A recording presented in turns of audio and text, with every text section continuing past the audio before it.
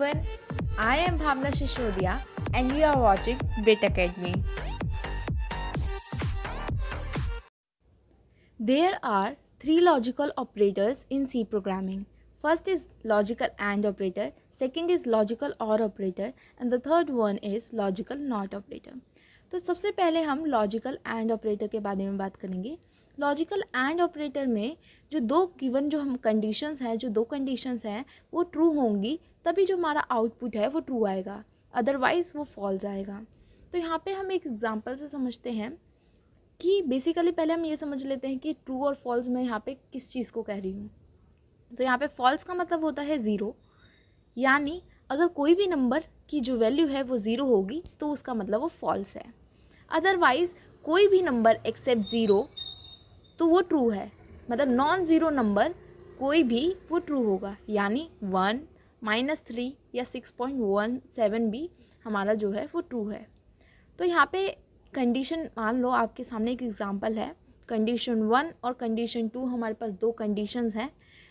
जो ये रीना है वो तभी सेटिस्फाई होगी जब कंडीशन 1 भी ट्रू होगी और कंडीशन 2 भी ट्रू होगी, तभी जो हमारी रीना करेक्टर है ये जो वो सेटिस्फाई होगी. यहाँ पे सेटिस्फाई होने का मतलब है जो आउटपुट आएगा वो ट्रू आएगा.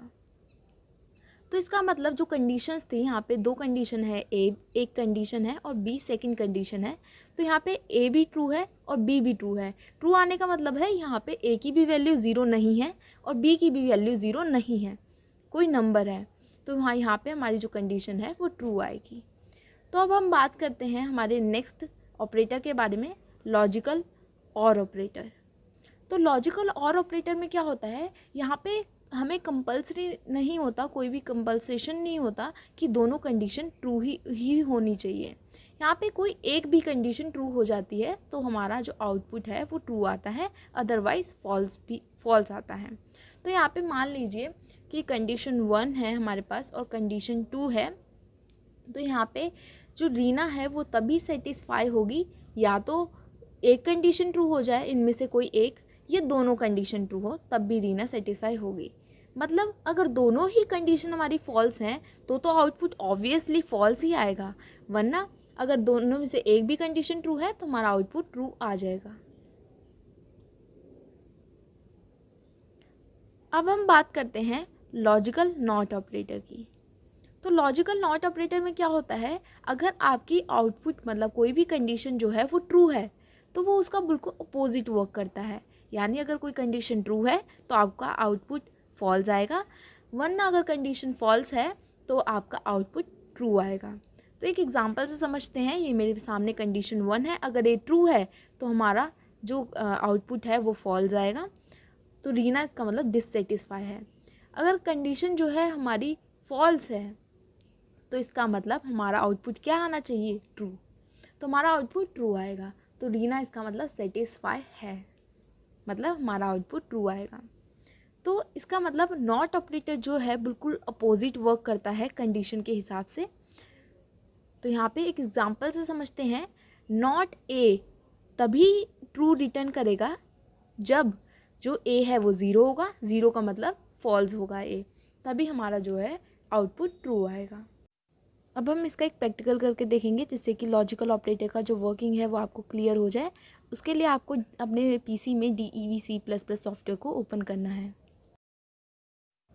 सबसे पहले मेन फंक्शन के अंदर मुझे इंट a एंड b को डिक्लेयर करना है.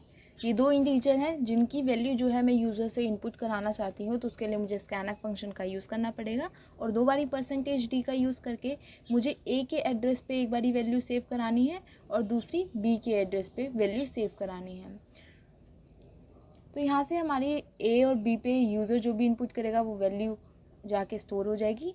स्कैनफ फंक्शन के लिए जो हमें हेडर फाइल यूज़ करनी होती है वो होती है #include stdio.h. उसके बाद मैं printf फंक्शन का यूज़ करके a एंड ऑपरेटर और उसके बाद b का जो आउटपुट है उसे प्रिंट कराएंगे. तो यहाँ पे पहला ये वाली लाइन लिखी है मैंने %d, तो इसको अंडरस्टैंड कर लेते हैं. तो पहला %d a की वैल्यू के लिए, सेकंड %d b की वैल्यू के लिए एंड द लास्ट वन जो %d हमने यूज़ किया है वो a एंड b का जो आउटपुट आएगा, जो आंसर आएगा उसे आउट प्रिंट कराने के लिए. तो यहाँ पे अब नेक्स्ट में मैं गेट सी एच फंक्शन का यूज़ करूँगी। मैंने अपनी प्रीवियस वीडियो में बताया था कि मैं गेट सी एच फंक्शन का क्यों यूज़ करते हैं हम। तो उसके लिए जो हम हेडर फाइल यूज़ करते हैं वो होती है #include_conio.h। तो उसके बाद ये हेडर फाइल देने के बाद हम इस प्रोग्राम को एग्जीक्यूट करेंगे। एग्जीक्यूट करने से पहले इस प्रोग्राम को थोड़ा सा और क्लियर बना लेते हैं, जिससे कि जो हमारा यूज़र है वो इसे अच्छे से समझ पाए कि ये बेसिकली प्रोग्राम है किस लिए।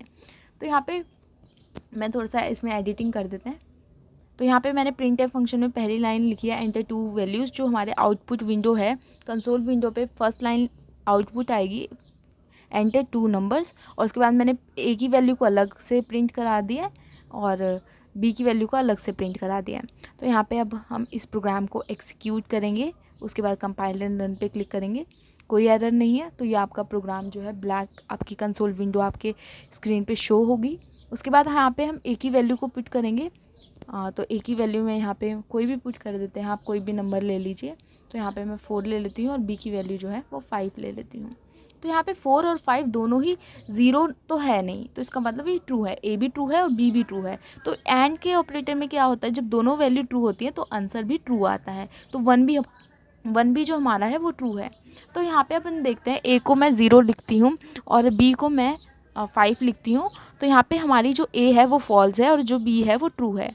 तो यहाँ पे कंडीशन जो हमारा आउटपुट आएगा वो भी फॉल्स आएगा, क्योंकि एंड ऑपरेटर के केस में हमारे दोनों ए एंड बी ट्रू ही होने चाहिए, अदरवाइज वो फॉल्स रहता है।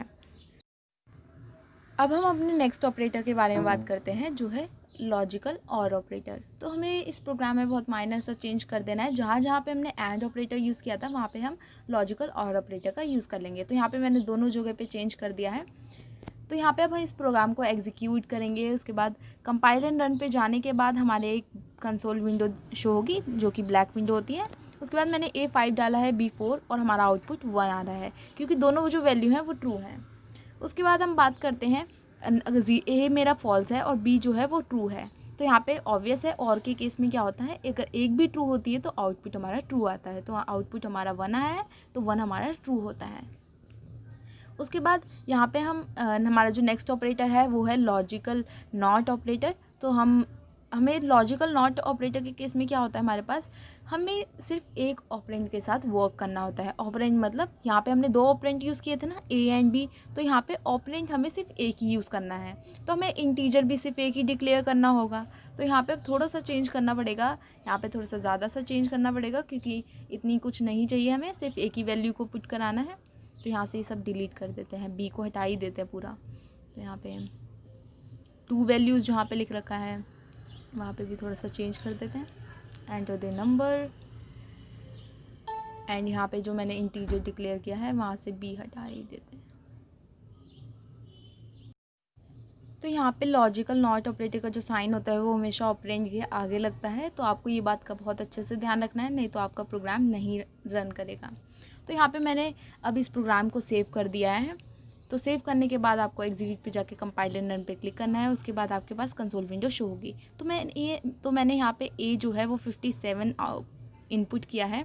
तो 57 हमारा ट्रू है, तो हमेशा नॉट जो ऑपरेटर होता है वो अपोजिट आउटपुट शो करता है। तो मेरा आउटपुट फॉल्स आया है।